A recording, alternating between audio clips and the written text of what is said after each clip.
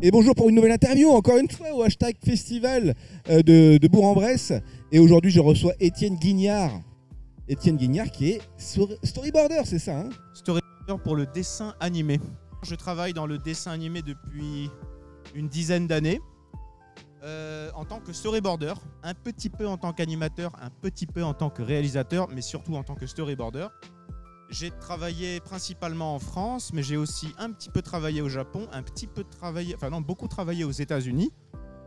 Et maintenant, je suis revenu en France parce que, comme dirait Orelsan, après avoir fait le tour du monde, on veut rentrer à la maison. J'ai essentiellement travaillé sur des prods, alors beaucoup sur des séries. Donc pas mal des séries qui passent le matin pour les ch'tis enfants, du type Miraculous Ladybug, c'est la plus connue. J'ai aussi eu la chance de travailler sur Steven Universe. Et de plus en plus, depuis quelques années maintenant, je travaille sur des prods un peu plus matures, dirons-nous. Serious Business, de type Arkham, de type Pipoudou, de type Les Cassos, Last Man, pour ceux qui connaissent. Et c'est vrai que j'ai tendance à chercher un peu plus les prods adultes, c'est-à-dire que travailler sur des trucs que je regarderais moi-même en tant que spectateur. Non, mais alors du coup, est-ce que tu peux aussi nous expliquer un peu ce qui est devenu en fait finalement le métier storyboarder, parce qu'il a vachement évolué avec le temps. Moi j'avais dans la tête que c'était le réalisateur qui faisait le storyboard avec ses petites mémines, un peu à la Tim Burton, qui a forcément une identité visuelle hyper impressionnante. Mais en fait aujourd'hui c'est un petit peu évolué quoi. Et là on a une vidéo de présentation de ton travail justement où c'est plutôt des animatiques, où c'est quasiment de l'animation. Donc ouais, tu peux nous raconter déjà comment ça a évolué et comment tu t'es retrouvé avec une quantité de travail aujourd'hui comme le tien quoi. Alors en effet, l'évolution du storyboard se voit au CERN.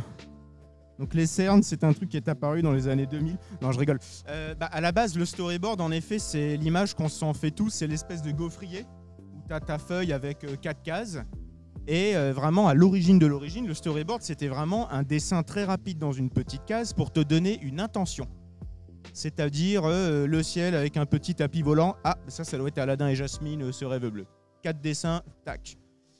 Et puis, pour tout un tas de raisons conjoncturelles, monétaires, bref, l'évolution du métier, en fait, on a commencé à demander de plus en plus aux storyboarders.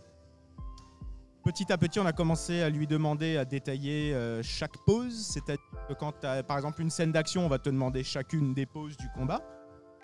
Et puis, en fait, maintenant, depuis peut-être une dizaine d'années, on demande quasiment de la pré-animation.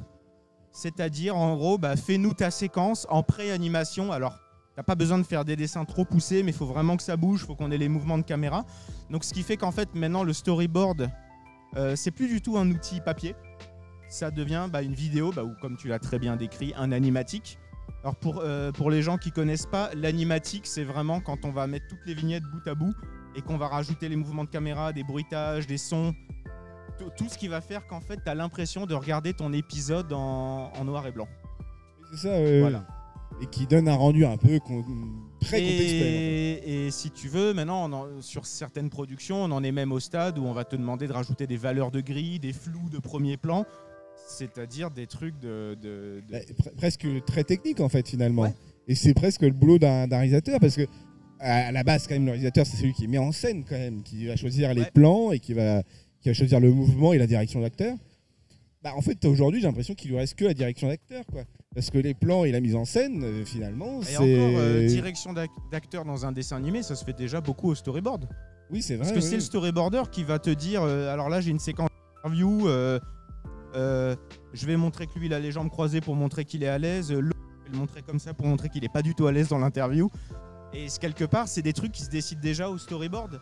Donc ensuite le réalisateur il va te donner des intentions, des fois il va revenir sur ton travail, mais c'est vrai que le storyboarder en animation a une marge de liberté, de créativité immense, et c'est vrai que dans un cas, c'est quasiment ce que j'appelle de la mini-réal. Justement, ce travail-là, le fait que ça t'en rajoute en fait du travail, ça devient pas trop, en fait, vous n'êtes pas trop surchargé, vous les storyboarders? Alors, le problème, c'est que la quantité de travail augmente, pas forcément le salaire, pas forcément les délais. Oui. Alors, je vais pas rentrer dans trop de détails techniques, mais c'est-à-dire que oui, aujourd'hui, un storyboarder, il se retrouve quasiment avec ce qui aurait été l'équivalent de 2 voire 3 métiers à l'époque, c'est-à-dire le storyboard, le layout, reviendrai pas dessus parce que c'est long à expliquer, et quasiment animateur. Ouais, c'est ça. Et monteur. Ouais. Je vais démarrer une grève. Et comment ça se passe la coordination avec le réalisateur aussi du coup? Et c'est très varié, ça dépend vraiment des productions.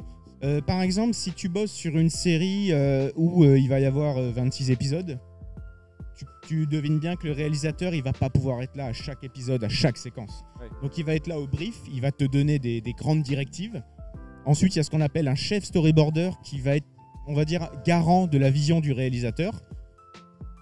Le chef storyboarder va amener le storyboard jusqu'à l'animatique et là, le réalisateur intervient. S'il y a vraiment des énormes trucs à refaire, on va les faire. Généralement, il n'y a pas le temps. Ouais. Donc sur des grosses séries fleuves, en fait, le réalisateur, il est presque plus impliqué dans des trucs de politique que dans des trucs de créa. Ah ouais? Ouais, Genre, c'est-à-dire... en relation avec le producteur. producteur et souvent les diffuseurs. Donc à l'époque, c'était les chaînes de télé. Partir en guerre parce que non, mais là, je veux ça. Ah, mais non, la chaîne, elle te dit, ah non, ça va faire trop peur aux petits enfants, Ouais. etc. Donc le réalisateur, tu le vois pas trop. Quand tu es sur un long métrage, par exemple, là, le réalisateur, en théorie, il est quand même beaucoup plus présent. Et c'est lui qui va te briefer chaque séquence, etc. Donc, ouais, j'ai envie de te dire, ça dépend vraiment Oui, bien sûr, ouais. des prods. Et puis des personnalités aussi. T'as certains réalisateurs qui vont plus prendre leur pied sur l'image finie, tu vois, la beauté d'une image.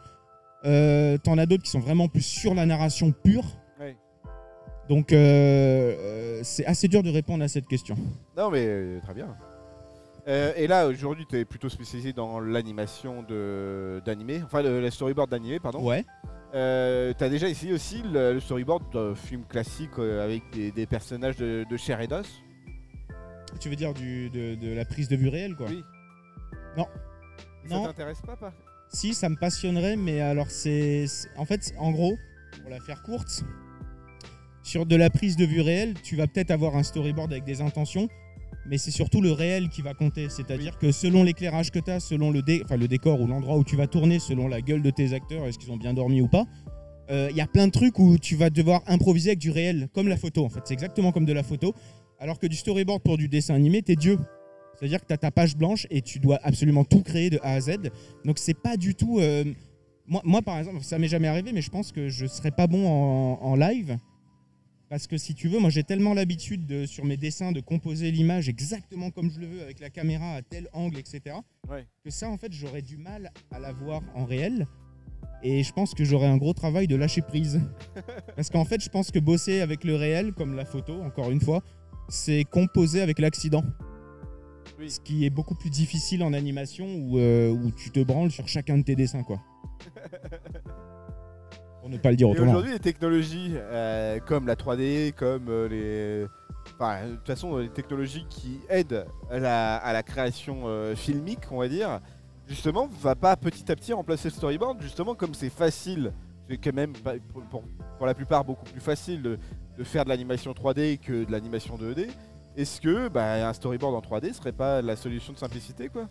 Alors, sur des productions en 3D, par exemple, Ladybug, tiens, Miraculous, c'est vrai que des fois, dès le storyboard, surtout si tu bosses sur la saison 2, 3, 4, 5, où là, les décors ont déjà été en partie créés, il est possible pour le storyboarder d'aller sur le logiciel 3D et de juste faire des captures d'écran des décors. Oui, c'est ça. Et par-dessus, ensuite, sur ton logiciel de storyboard, tu vas faire tes patates, tu vas redessiner Oui, par-dessus. oui, ok.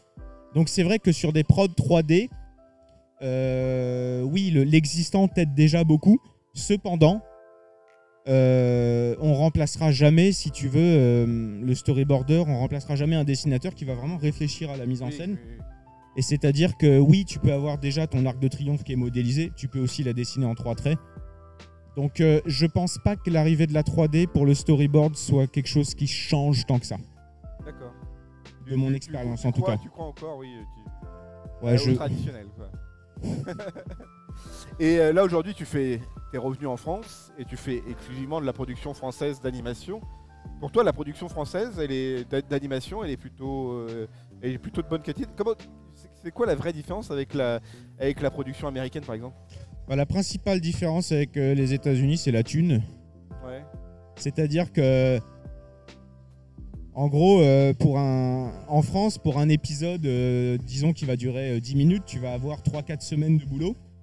Aux États-Unis, pour un épisode de 5 minutes, ça m'est arrivé d'avoir 8 semaines de temps, payé 4 fois plus. Et donc en fait, la tragédie dans tout ça, c'est que je dis pas ça parce que je suis chauvin, mais en France, on est globalement excellent. En fait, on a des super formations, on a des très bons artistes, vraiment. Mais jusqu'à quand même récemment, on avait des diffuseurs et des producteurs très frileux, qui avaient très peur du risque. Et en fait, il y a eu, j'en ai fait partie, il y a eu un espèce d'exode, je crois qu'on appelle ça l'exode des cerveaux, mais je suis pas sûr. Mais non, mais c'est vrai, hein, je ne parle pas de moi. Enfin, pas que. Et c'est pour ça qu'en fait, si tu vas aux États-Unis, à Los Angeles, c'est bourré de Français. Tu vois, c'est bourré de Français. Parce qu'à un moment donné, en fait, tu te dis, mais en fait, à un moment donné, tu as envie d'avoir les bonnes conditions de taf, quoi, tu vois. Ensuite, une des grosses différences entre la France et le reste du monde, c'est qu'en France, jusqu'à récemment, c'est en train de changer, mais jusqu'à récemment, on se disait les dessins animés, c'est pour les ch'tis d'enfants. Ouais. Et c'est insupportable quand t'as grandi avec Ken le Survivant, Cowboy Bebop et j'en passe.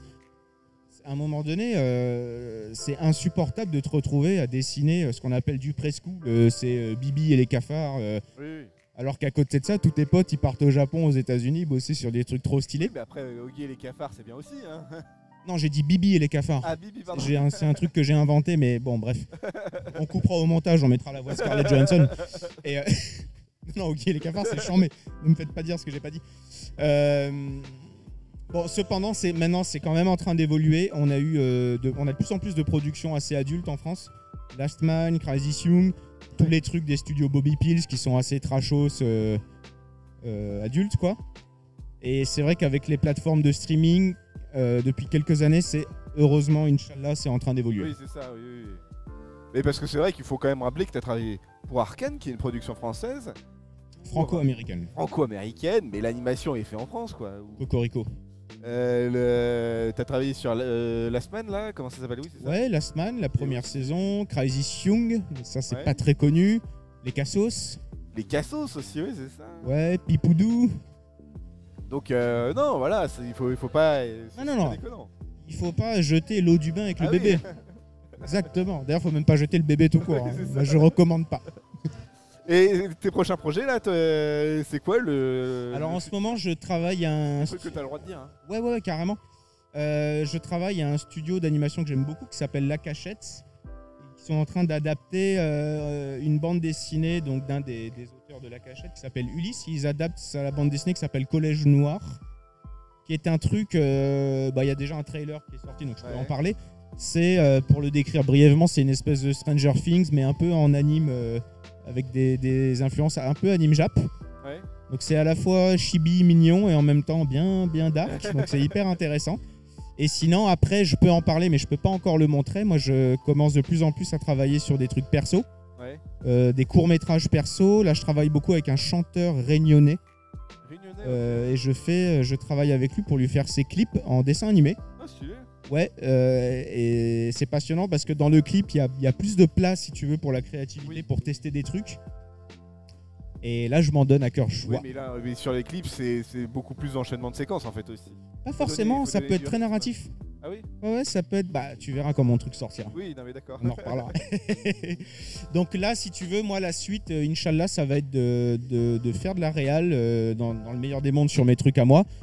Et si possible, de la réal de commande, prendre des projets. Parce que, comme tu l'as dit, en fait, le storyboard, c'est beaucoup des réflexions de réalisation. Et que, voilà, moi, ça fait une dizaine d'années que je poste et que maintenant, j'ai envie de porter des projets, quoi. Ah oui, non, mais carrément. Voilà. Non, mais merci en tout cas d'être venu nous parler de ton métier qui est un peu particulier, qui a évolué très vite. Qui fait partie, comme souvent dans le dessin animé, qui fait partie des très nombreux métiers de l'ombre. Oui, c'est ça, oui, parce que tu es encore considéré comme un technicien alors que c'est un métier... très artistique en fait finalement. De toute façon dans l'anime on est toujours un peu technicien, un peu artistique, c'est souvent un mix des deux. Mais c'est vrai qu'il serait bon de rappeler aux gens que le dessin animé ce n'est pas que des doubleurs. Bah oui, non, mais c'est ça. Voilà. Justement, tu es la parfaite représentation de ce qui n'est pas doubleur dans une animation. Merci beaucoup en tout cas. Merci à toi et c'était super cool de nous en avoir parlé. Au revoir. Ciao.